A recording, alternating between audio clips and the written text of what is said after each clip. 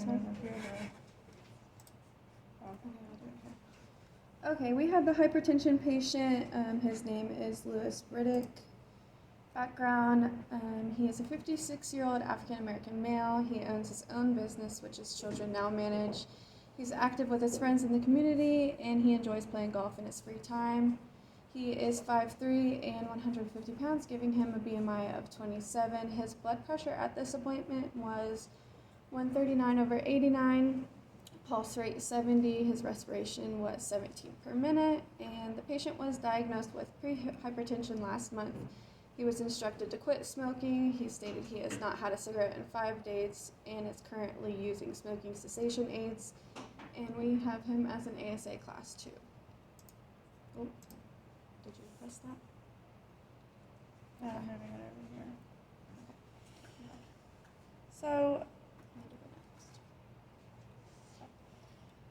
So the chief complaint was that the patient reported noticing that his teeth are getting loose. He assumed that it was part of the aging process, but after his wife expressed concern, he went ahead and scheduled an appointment with the dentist. And so what we concluded from this is that the patient had a low dental IQ due to a lack of frequent care, understanding, and initiative. Excuse me, Amaya, could you take your, thank you. We can Do barely hear you. control. I'll do it with this thing. This was the patient history that was presented to us. Prehypertension is the condition of having blood pressure between 120/80 and 139/89, and it's considered an indication for a risk of hypertension, but still in the pre-stages. And here is a chart from the National Heart, Lung, and Blood Institute, if you want to reference this. So the incidence, 75 million U.S. adults have high blood pressure or are taking pharmacological agents to treat hypertension. This equals approximately 29% of the population. 20% of patients that present with high blood pressure readings have white coat syndrome, which we know is blood pressure that is consistently elevated only in the healthcare setting. So an increased diastolic blood pressure is more of a concern in young adults, and an isolated systolic blood pressure is more common in older adults. Questions to ask the patient when they let you know they have a diagnosis of prehypertension or hypertension would be, when were they diagnosed? Are you currently being treated with medication? Have you implemented any lifestyle changes such as a change in diet, exercise, or tobacco cessation? Are you aware of the benefits? How often do you take your blood pressure at home? What time? And do you keep a diary of your blood pressure readings? So the current medications include Zyban, or I think Wellbutrin is another brand name for that, which is an antidepressant, and I didn't know that they used it as a smoking cessation aid, but I would assume that that is why he's taking it, because he is also taking Nicorette, which is a smoking cessation aid. And That's so, a board question. Nicorette? Yes. Or You find Wellbutrin. a lot of people who are on, smoking, enrolled in a program as it says, they'll be on that medication. on Wellbutrin or Nicorette? The Nicorette and the Wellbutrin. Isn't Wellbutrin used for weight loss as well? I don't know. I think so. Okay, so the dental considerations for these medications, significant xerostomia, abnormal taste, which is uncommon, oral mucosal ulcers, stomatitis, which is rare, tongue edema, glossitis, and gingivitis. So you're going to administer a vasoconstrictor with caution. And for the Nicorette, it causes mouth and throat soreness, nausea, xerostomia as well, tachycardia, mild headache, dizziness, nervousness, GI distress, hoarseness, and muscle pain. And a lot of these are associated with nicotine withdrawal or an excessive dose of nicotine at a particular time. For the patient's dental history, his last dental hygiene appointment was 12 months ago. He's had several teeth extracted in the past. He recently started using a power brush, and his current oral hygiene status upon an examination was moderate to subgingival plaque, especially interproximal, and generalized bleeding upon probing. He had slight tongue thrush, generalized class 1 mobility, slight generalized calculus, through and through furcations in all posterior sextants, and probing depths up to 10 millimeters. And his FMX and model, his intraoral photos.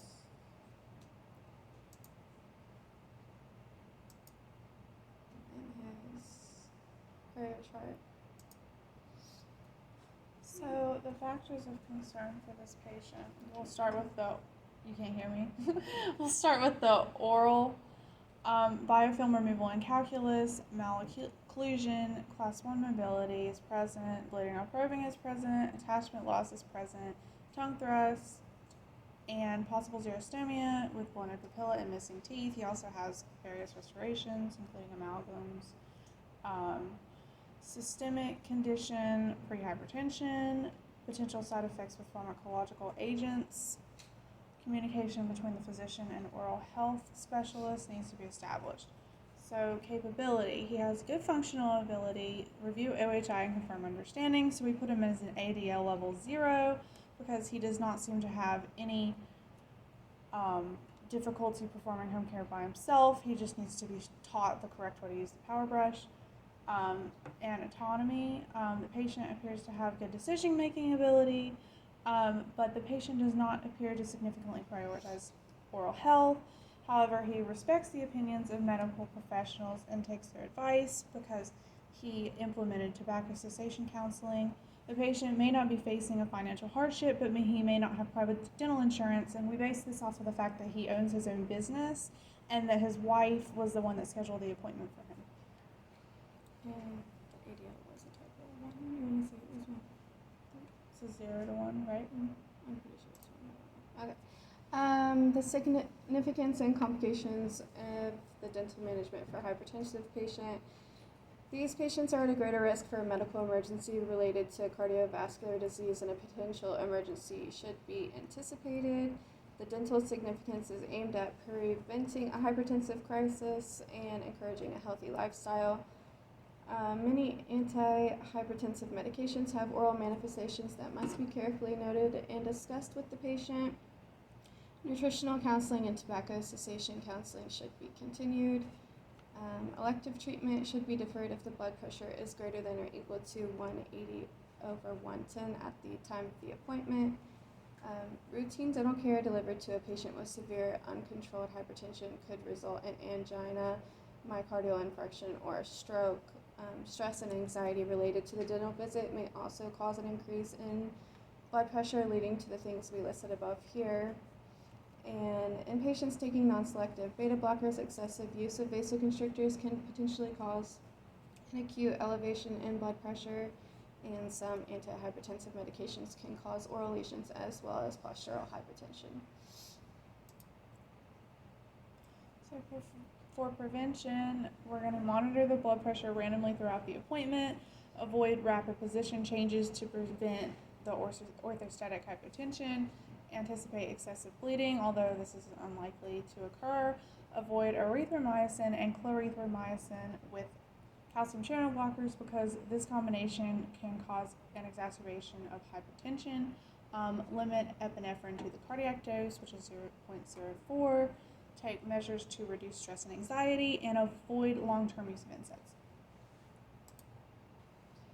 Considerations when you're delivering care. We want to do a medical consult.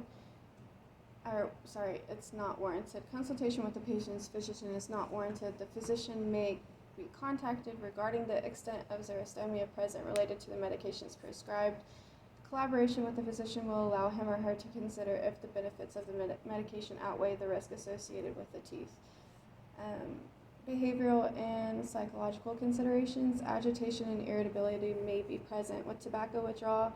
Assess the patient's attitudes and health literacy. Oral pain from the pharmacological treatment may affect attitudes and mood. For patients with a blood pressure of 180/110 with no evidence, less than 180/110 with no evidence of target organ involvement, any treatment may be provided.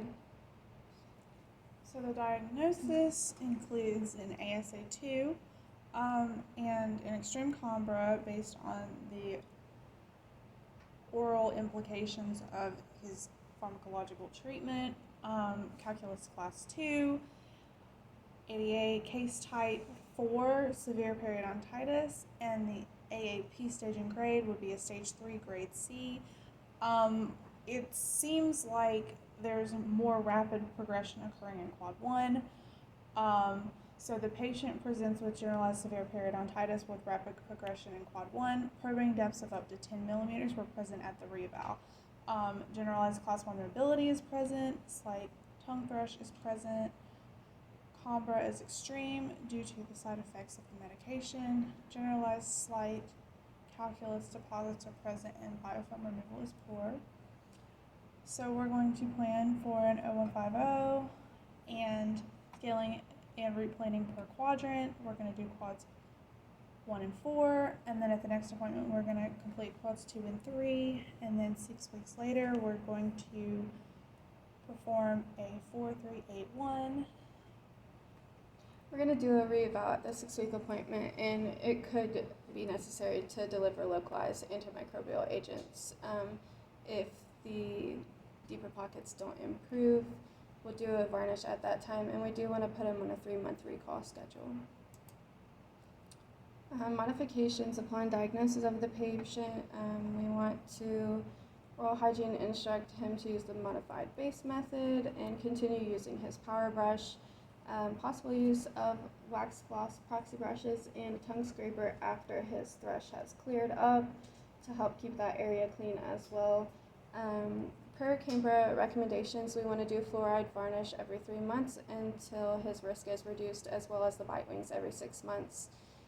We want to prescribe a 1.1% sodium fluoride rinse for him to use 2 times daily. And if he's not able to use that rinse, we would recommend an Oral-B Total Care rinse, non-alcoholic, so it doesn't interfere with the xerostomia. Recommending xylitol gum and candies 4 to 5 times daily, and we want to get a prescription for antifungal medication to treat his current thrush. Preventing that in the future, we want to recommend practicing good oral hygiene by brushing twice a day, flossing, and he can add yogurt to his diet to help with that as well. These are our references and our questions. According to the National Heart, Lung, and Blood Institute, what does the patient's blood pressure today represent? A is stage 1 hypertension, B stage 2, C is pre-hypertension, and D is a normal blood pressure.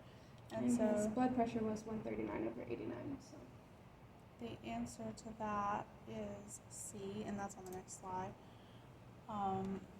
According to the National Heart, Lung, and Blood Institute, the patient's blood pressure today represents pre-hypertension.